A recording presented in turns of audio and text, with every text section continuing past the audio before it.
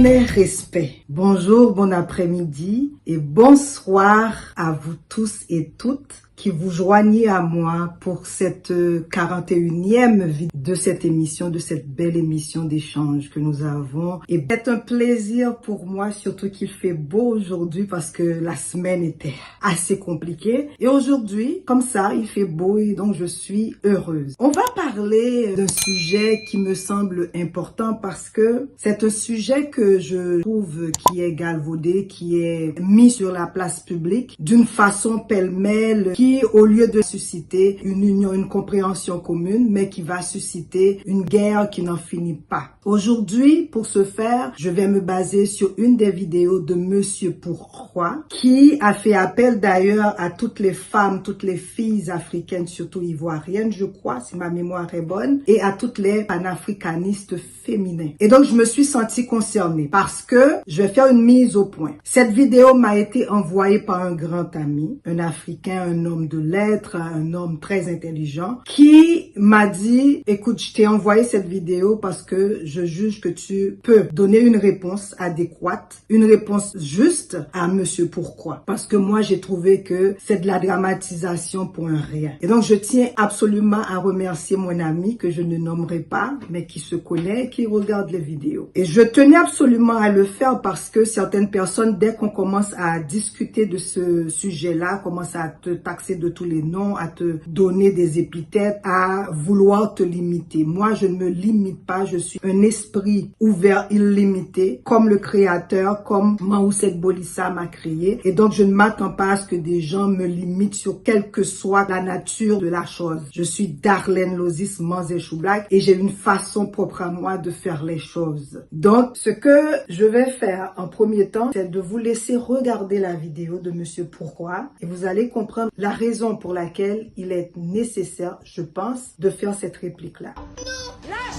Lâche, là je vais te faire mal.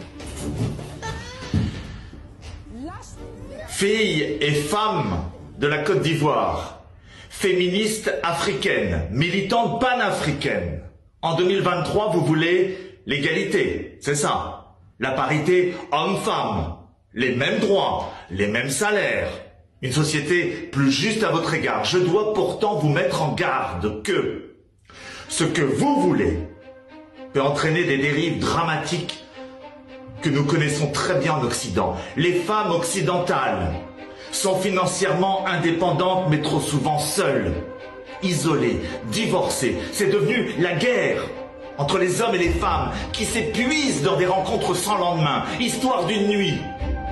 Elles travaillent pour payer une nourrice, élèvent seules leurs enfants, appellent quasiment leur avocat quand on les invite à boire un verre. Alors je pose la question. Être dans l'ombre de son mari pour le soutenir et le faire réussir. Élever ses enfants. Tenir une maison, est-ce que c'est devenu humiliant? Attention à la société que vous souhaitez. Réfléchissez bien au modèle familial que vous voulez. Et n'y a-t-il pas autre chose à faire que de rêver à vivre comme un homme? Répondez-moi, ne vous fâchez pas. Parlons-en. Dites-moi quelles sociétés africaines vont émerger de cet élan féministe au départ, une idée légitime. À l'arrivée, comme en Occident, la solitude, le couple fragilisé, la famille qui disparaît. Attention. Attention. En fait, compte d'abord, je ne veux pas imposer une certaine intention à Monsieur Pourquoi. Lui, il sait pourquoi. Il a pris ce temps pour faire cette vidéo et ce que il voulait réellement faire passer. D'abord, on s'est rendu compte qu'il a mis une trame musicale assez dramatique, ce qui m'a fait un petit peu rire. Je me dis, mais pourquoi faire une vidéo, mettre une musique aussi dramatique lorsqu'on parle de relations homme-femme? J'ai trouvé ça un petit peu exagéré, mais en même temps, je me dis, tout n'est pas que mauvais ou tout n'est pas que bon. Donc, il faudrait prendre le temps d'analyser analyser ses propos pour ensuite en déterminer les conséquences s'il y en a et aussi les bénéfices. Alors, monsieur a d'abord posé la posture à travers une vidéo de maman un peu dépassée par les situations, d'un enfant assez turbulent qui n'écoute pas, qui tape des pieds, qui fait n'importe quoi. Il s'est basé sur cette vidéo sur 2 scénarios pour dire que vous, parce qu'il s'est adressé directement aux femmes noires qui sont du continent Kéboulan et des femmes panafricanistes, alors je me dis, alors il me donne plein droit de dire ce que je pense par rapport à ça. Tout d'abord, comme je l'ai dit, c'était pas nécessaire cette trame musicale dramatique. La deuxième des choses, de tout simplement se baser sur certaines réalités que vivent tous les parents, surtout des mères monoparentales ou des pères monoparentaux, qui à un certain moment ont des enfants turbulents, des enfants irrespectueux, des enfants qui n'écoutent pas. On vit tout ça et c'est pas parce que la femme décide d'avoir de l'équité, décide d'avoir une parité salariale, décide d'avoir une certaine liberté de mouvement et d'être humain et d'adulte, que le monde va partir dans toutes les directions à cause de ça. On s'entend. Là, je crois que le problème que monsieur pose est vraiment galvaudé et mérite d'être repris. En fait, on utilise le fait que les femmes revendiquent le droit de vivre comme tout être humain digne de ce nom à des mouvements féministes radicaux et que toutes les femmes veulent prendre le pouvoir, arracher le pouvoir des mains des hommes, que toutes les femmes qui revendiquent la liberté, la dignité, la parité, la justice sociale sont des femmes qui ne veulent que la guerre avec les hommes, ce qui est totalement faux. Moi, je pense que il faut prendre le temps de réfléchir. Il faut prendre le temps aussi de regarder nos sociétés actuelles et de se dire, est-ce qu'on vit dans une société juste et équitable? De là, on va changer la posture, on va changer le paradigme, on va essayer de comprendre si réellement toutes les femmes veulent le malheur des hommes. Et toute femme équilibrée, tout homme équilibré va penser que naturellement, nous avons tous ce droit divin, ce droit ultime, ce droit sacré de vivre dans la dignité. Sinon, on n'aurait pas tous ces mouvements sociaux où on demande la justice, où l'on demande un traitement digne et équitable. Donc, ne viens pas me dire que c'est à cause que les femmes cherchent la parité. Ça égale automatiquement à des familles déconstruites, à des familles à la dérive, à des situations d'une histoire d'une nuit, à des parents aux abois, à ce qu'il a mentionné aussi au fait d'élever leurs enfants. Déjà, je trouve que dans le discours, il y a là de quoi à s'en soucier. Il dit, est-ce que c'est mauvais, est-ce que c'est rébarbatif d'élever les enfants des hommes? Mais c'est des femmes qui portent les enfants aussi. Pourquoi enlever la femme de l'équation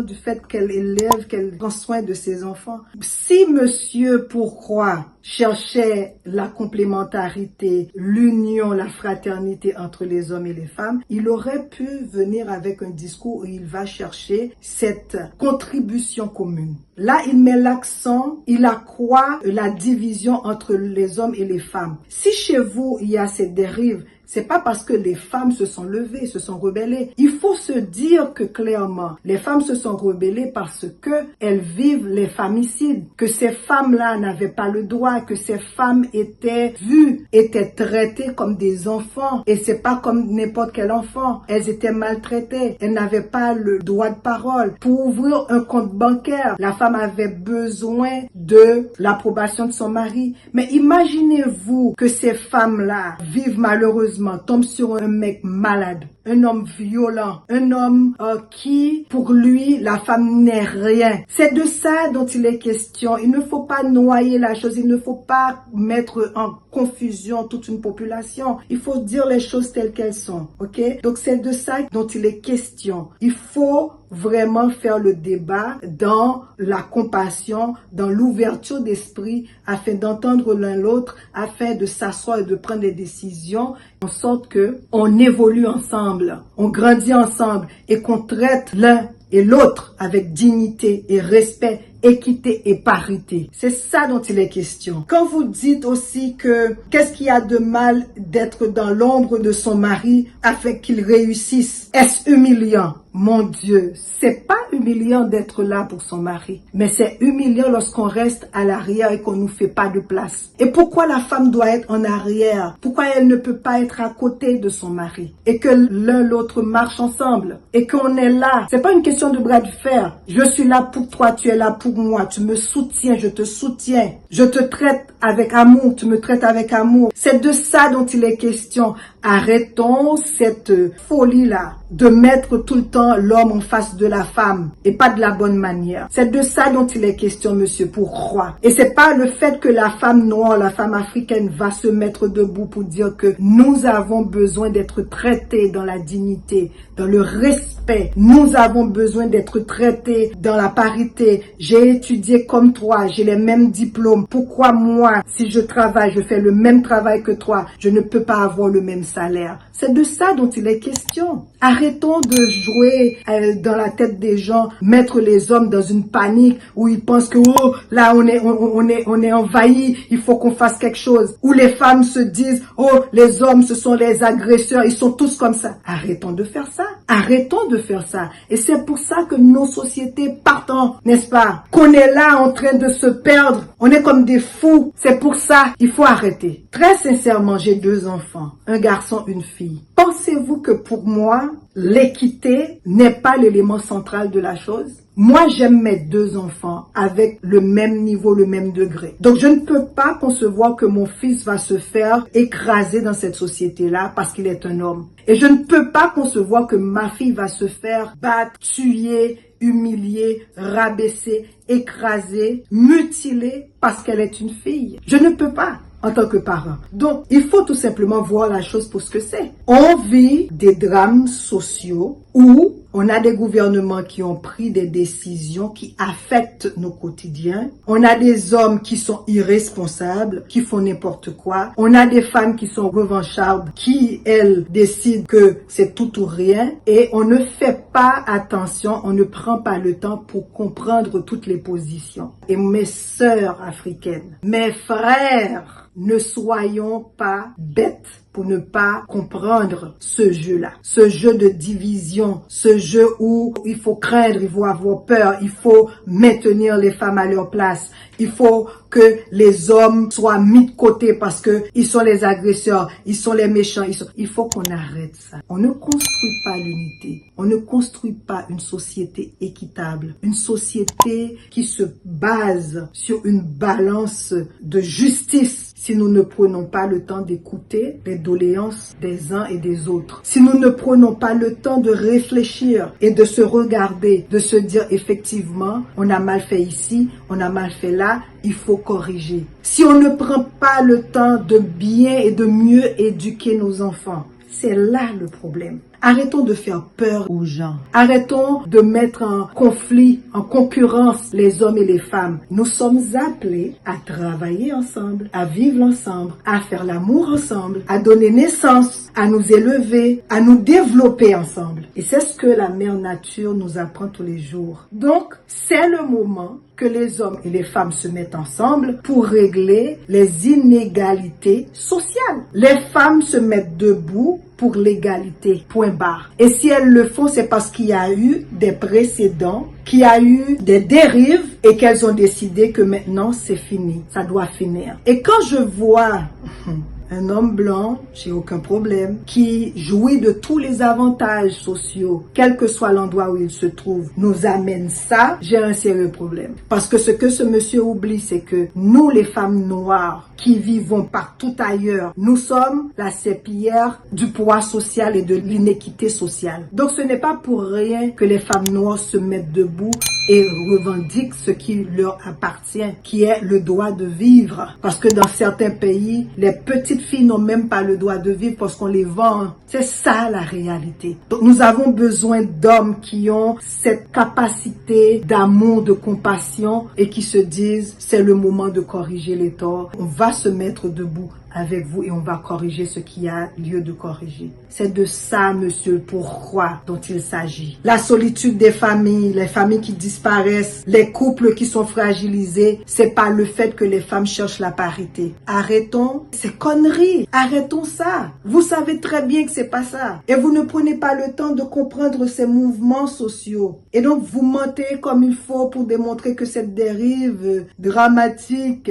est la raison seule des femmes qui se sont mises debout. Écoutez, c'est grâce à ces femmes qui se sont mises debout que je suis là aujourd'hui. Et je sais que beaucoup d'entre vous appréciez mon travail. Vous appréciez le fait que je peux rester debout en tant qu'une militante, en tant que femme, en tant que mère, en tant qu'épouse, en tant que copine, en tant que fille, en tant que tout ça. Et que j'aide d'autres gens. C'est parce qu'il y a eu des femmes qui ont fait ça, qui ont tracé le chemin. Donc je ne peux pas être contre les femmes qui se sont mises debout. Tout comme vous. Je vais vous rappeler une chose. L'hymne à la femme en Haïti pour la première marche des femmes a été écrit par un homme. Sachez quelque chose, vous hommes noirs, partout où vous vous trouvez, les hommes noirs n'avaient jamais eu de crainte ni de problème par rapport au pouvoir que les femmes occupaient dans le temps. On n'avait pas ce problème. Posez-vous la question, pourquoi maintenant nous paniquons devant le pouvoir des femmes? Une femme bien accompagnée sera une femme jam qui va être là pour la cohésion sociale, pour la cohésion entre les familles.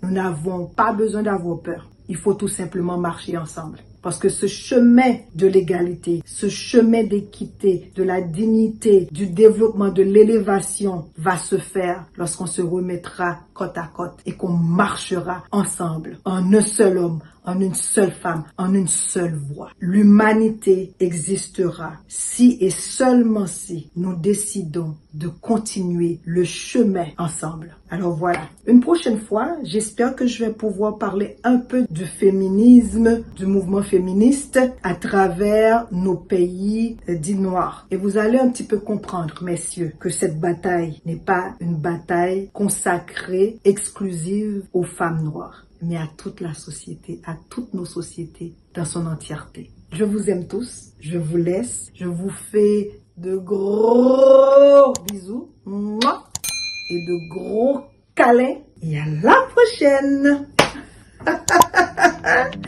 Kevin Jump.